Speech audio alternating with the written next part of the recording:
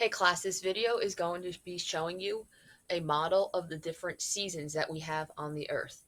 In order to do this, I have the globe, which is of course going to be representing the Earth, and the flashlight that you see here, which is representing the sun. When doing this model, I want you to remember just a few things. That the Earth rotates on its axis. That's the spinning of the Earth, as you can see here. The Earth also moves in a revolution around the sun, meaning that it goes around the sun like this. As we are revolving, the Earth is always spinning on its axis. And I also want you to remember that the Earth is tilted on its axis at a 23.5-degree angle as we are moving around the sun. I am first just going to show you 4 different positions here of the Earth moving around the sun. Each one of these is going to be representing one of the seasons. So either fall, winter, spring, or summer. When watching this, I just want you to observe if you start to notice any differences as I am moving the globe around the sun. This is our first position here.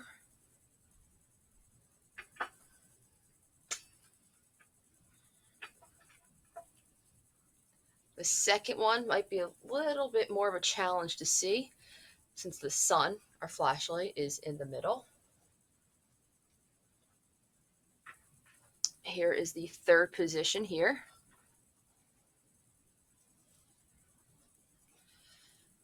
And lastly, the fourth one, which is going to be difficult to see because now the Earth is really blocking the sunlight.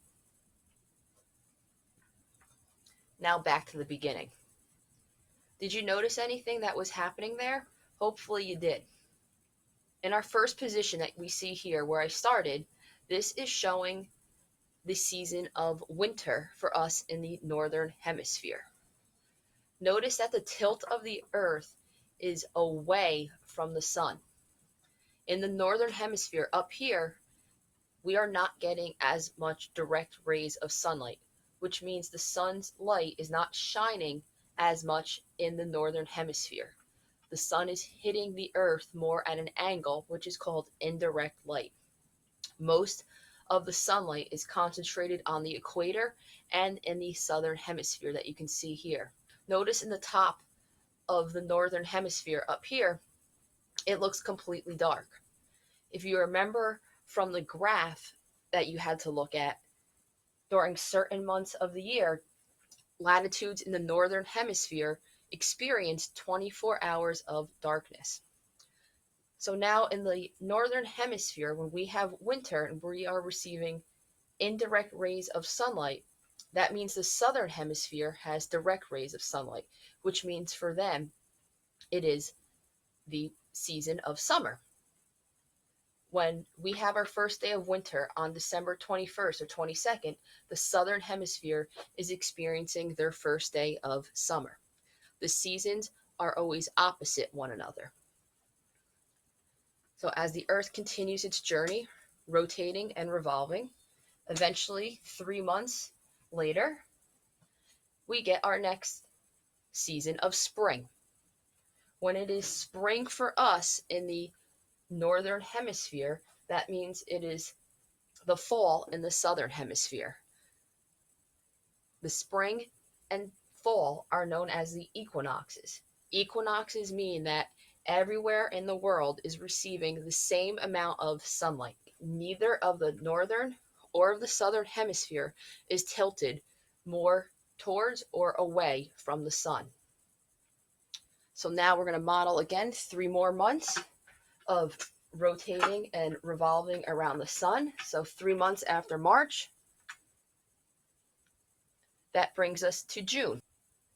In the northern hemisphere, in the month of June, we have the season of summer starting.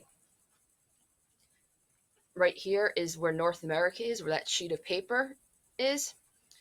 Notice how now the northern hemisphere appears much brighter than it did when it was over here in the winter. We are getting more direct rays of sunlight. In the northern hemisphere, we have summer, because we are tilted towards the sun. So that means in the southern hemisphere, it is winter because they are tilted away from the sun. And now Antarctica is receiving 3 months of darkness, where up in the North Pole area, they are receiving 3 straight months of daylight. So now another 3 months after summer in June, we rotate and we revolve, and 3 months later, that brings us to the season of fall. I know this one is very difficult to see because now the Earth is in front of the sun from our viewpoint, so we cannot see what is happening. But just like when the Earth was over here in our model, this is another equinox. Everywhere in the world, from North Pole all the way down to South, is receiving that same equal amount of sunlight. We have fall in September. The southern hemisphere has their first day of spring. Equinoxes meaning equal day of sunlight. Then we fast forward again another 3 more months of rotating and revolving, and that leads us to where we first started.